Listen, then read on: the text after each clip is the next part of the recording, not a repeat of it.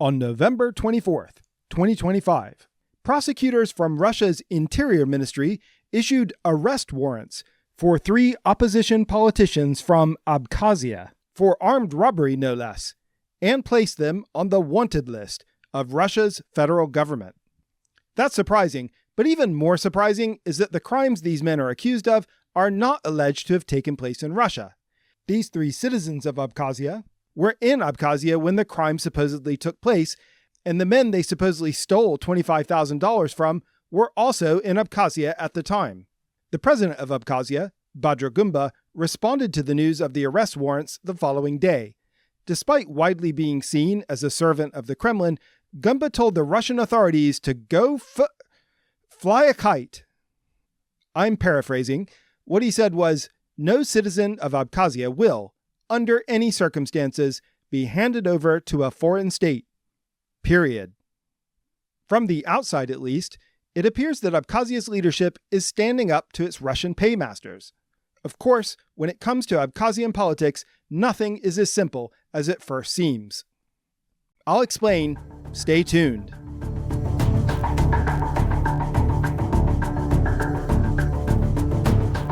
Hi everyone, I'm Fredo Rockwell, and I've made 2 previous videos about the ongoing political crisis taking place in the Republic of Abkhazia, a place which the international community and me consider to rightfully be part of Georgia.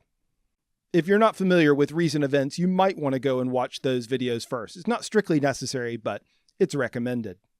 And yeah, it did seem like until recently that crisis was more or less over, or at least one side had won. But starting a couple months ago, Abkhazia's relationship with Russia started to unravel rather dramatically. As in my previous videos, I'll be looking at this crisis as much as possible through the lens of Abkhazia's local media. That's partly because not a lot of media outlets cover Abkhazia, but also because Abkhazia has always had this sort of fiercely independent media scene, which is full of sort of gadflies who pull no punches in their coverage and seem totally fearless. And even though I don't agree with their politics, I can't help but admire them, and I find them really fascinating. Here's a brief recap of the events from the last 15 months. In late 2024, the Abkhaz parliament introduced a bill that would allow Russians to buy property in Abkhazia. Fearing they would soon be swamped by Russian property developers, locals took to the street in huge numbers and eventually pressured the then president of Abkhazia, Azerbaijania, to resign. Annoyed by this showing of defiance, Russia imposed extremely harsh sanctions and brought Abkhazia's economy to its knees. The sanctions were only lifted months later after the candidate widely viewed to be Putin's man in Sukhumi, Badra Gunba, was elected president. Despite widespread allegations of Russian meddling during the campaign, the results were grudgingly accepted by Abkhazia's vocal opposition groups, and things were peaceful, at least on the surface. But now Russia wants to put 3 Abkhazian opposition figures in prison. Here's why. Abkhazia held its local elections on November 8, 2025. These were a snooze fest, but 3 days before this, 3 Russian, quote, political consultants were detained and deported by Abkhazia's State Security Service, known as the SGB. We'll get to the exact events that led up to that deportation in a moment, but first, we need to talk about the person who was at the center of these events, an MP named Kan Kvarchia. Kvarchia has been a minor player in the 2 previous videos I've made about Abkhazia, but now he finally takes center stage. And trust me, wherever this guy goes, trouble seems to follow him. For example, on December 19, 2024, during a parliamentary debate about banning cryptocurrency mining in Abkhazia, Kvarchia got into an argument with fellow MP Kan Kvarchia. Another MP, Kan Kvarchia, intervened to stop the argument, but Kvarchia pulled out a pistol and shot Kvarchia and Kvarchia, allegedly, killing Kvarchia and wounding Kvarchia in the head and arm. Kvarchia fled the scene and, despite a year-long manhunt, has yet to be arrested or prosecuted, which is why I've been careful to use the word allegedly. Regardless of whether or not Kvarchia is guilty, Kvarchia ended up in the hospital, lucky to be alive. Also, as I mentioned in my last video on Abkhazia, at the height of tensions between Abkhazia and Russia last year, the Kremlin stripped 2 opposition Abkhaz MPs of their dual Russian citizenship. What I didn't mention in my video is that one of these was Kvarchia. A lot of Abkhaz citizens have both Abkhaz and Russian dual nationality. It's because Abkhaz passports are just not accepted by very much of the world, just Nauru, Nicaragua, Syria, and Venezuela, at least for now. So if you want to go anywhere else, you need a Russian passport. So having one is a big advantage. Having one taken away from you, especially if you're like a businessman trying to do work somewhere, that's a serious problem. So, nearly killed, hospitalized, and stripped of his Russian citizenship, Kvarchia re-enters our story. On November 5th, after learning about a suspicious campaign office in central Sukhumi, Kvarchia and 2 other opposition figures, Eshu Kakalia and Kina Duma, plus Abkhaz journalist Nizva Arshba, marched into the office and confronted the 3 Russians, demanding that they explain what they were up to. These 3 men, identified in the media as Ivan Reva, Dmitry Budykin, and Pavel Timofeyev, admitted to producing a free newspaper called the Abkhaz Herald, and to paying people to tear down campaign posters of opposition candidates in the local elections. They didn't have valid press credentials or Abkhazian work permits, but one of them was wearing a Team Abkhazia t-shirt. Team Abkhazia is an NGO connected with Abkhaz president Badra Gunba. To Kvarchia, this whole setup appeared to be, on its face, a gross violation of Abkhaz law. He and his companions called the SGP and detained the 3 men until the SGB arrived. When they did arrive, the men were taken into custody and were deported back to Russia within a few hours. The incident made the local news, but the local elections took place really without incident 3 days later, and so the whole thing seemed to be sort of forgotten. Until November 24th, when the Russian Interior Ministry office in Sochi, where the Winter Olympics were held, indicted the 3 men for armed robbery. According to this statement from Russia's TASS news agency, the 3 men did more than just question and detain the Russian political operatives. They also, using a weapon and threatening life and health, allegedly stole 1.975 million rubles, about $25,000. The 3 citizens of Abkhazia were placed on Russia's federal wanted list, and the Russian Interior Ministry said they would be issuing red notices for them through Interpol. That never happened, as far as I can tell. I guess that was a hollow threat, but I can't find them on Interpol's website. Let's just take a moment to digest this. Whatever happened to these 3 political operatives, it happened in Abkhazia, a country which Russia, at least on paper, considers to be sovereign and independent. For the Russian Interior Ministry to have issued these charges, they must think it's okay for them to issue indictments against non-Russians for crimes that took place outside Russia. To me, a non-lawyer, this sounds really stupid, but, Donald Trump just invaded Venezuela to do more or less the same thing when he arrested Maduro. So I guess this is what we have to get used to now, but it kind of sucks. Rather than be cowed by the threat of foreign prosecution, the 3 men immediately held a press conference, claimed the charges were politically motivated, and vowed to keep up their work as members of the opposition. Having been a casual observer of Abkhaz politics for a little while now, the stubbornness of Abkhazian opposition politicians didn't really surprise me. What did surprise me, at least a little bit, was the reaction of President Badra Gunba. Now, November 26, 2 days after the indictments were announced in Russia, is Constitution Day in Abkhazia. And the Constitution of Abkhazia explicitly forbids the extradition of Abkhaz citizens to any country for any reason. Abkhazia's constitution says a lot of things, which are routinely ignored, so that doesn't necessarily mean much. But in an interview he gave with the state-run Apsny Press on Constitution Day, Badra Gunba did not ignore the constitutional ban on extraditions.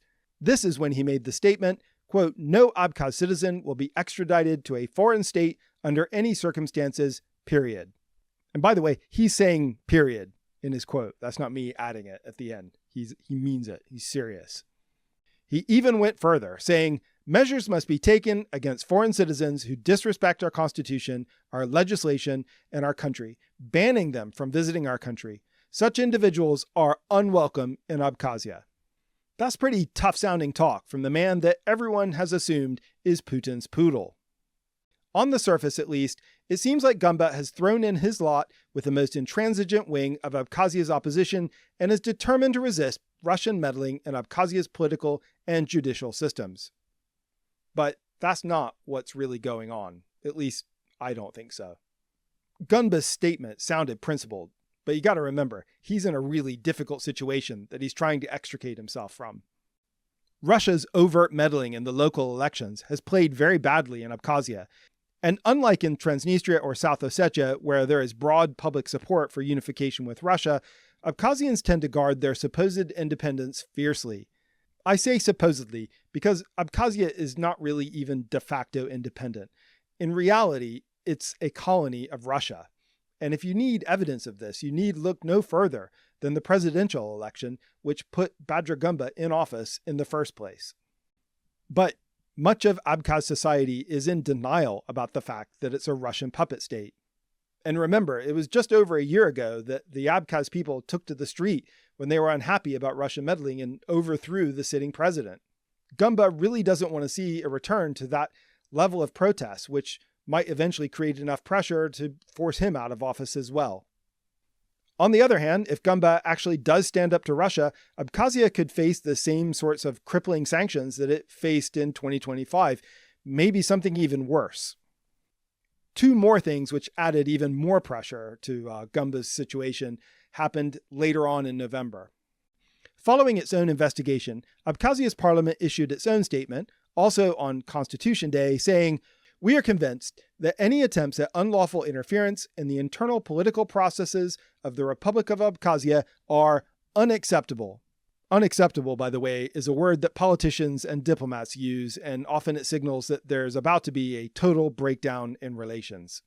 Then, 3 days after Constitution Day, the most prominent of the Russian operatives, Ivan Reva, released an audio statement which was published on Telegram. In the statement, he claimed that Kvarchia and the other MPs tortured him and his companions for 2.5 hours and explained this was obvious to all because, quote, "I was wiping away the blood with napkins." So that's not crying. Reva is wiping away blood. You can't see it in the picture, but it's there, allegedly. Reva also claimed that their laptops, phones, and wallets, where the $25,000 was stored, no doubt, were seized by the MPs and was told, quote, "You won't leave here alive. We'll take you to the basement now, hang you by your feet, and you'll tell us everything." So, under pressure from all these different angles, Gunba finally took decisive action. Sort of. On December 10th, Abkhaz prosecutors opened an investigation against Ivan Reva, not the other two men, charging him with pre-election campaigning, the involvement of minors in campaigning in forms and methods prohibited by law, the production and distribution of campaign materials in violation of the law, and the intentional damage of printed materials related to the elections. A trial took place 6 days later, presumably without Reva in attendance, and he was found guilty under Article 41.19 of the Code of Administrative Offenses of the Republic of Abkhazia. Justice was served. Or was it? The court sentenced Reva to pay a fine equivalent to 30 days' wages based on Abkhazia's minimum wage. That's 1,800 rubles, or just under $23. That's probably not much for a man known to carry $25,000 around in his wallet. But even then, since Reva isn't in Abkhazia, as far as I know, he's unlikely to pay even that small amount or face any consequences for his actions whatsoever. And it's been a month since that ruling and nothing else has happened. So, has Gunba successfully navigated his way through that difficult situation? For now, maybe, but the intense pressure that's present in Abkhazia's political situation is still there, and it's still building. If anything, what's now called the November 5th incident has only made things worse. It's probably just a matter of time until Russia starts meddling in Abkhazia's internal politics again, and then we're right back to where we started over a year ago. If things do kick off again, my bet is that right at the center of things will be our friend Kan Kvarchia. Here are a couple other quick updates about Abkhazia before I go. In my last video, I described the Kremlin's efforts to muzzle Abkhazia's independent media, noting that the English-language website Abkhaz World had gone dark.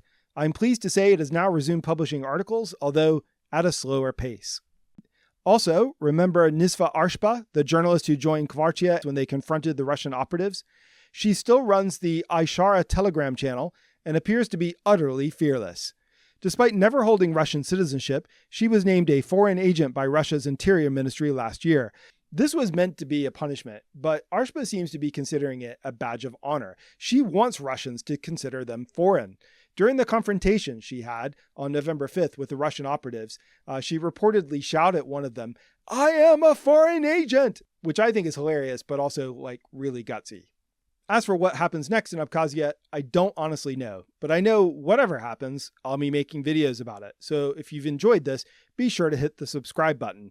And I'll see you guys in the next video.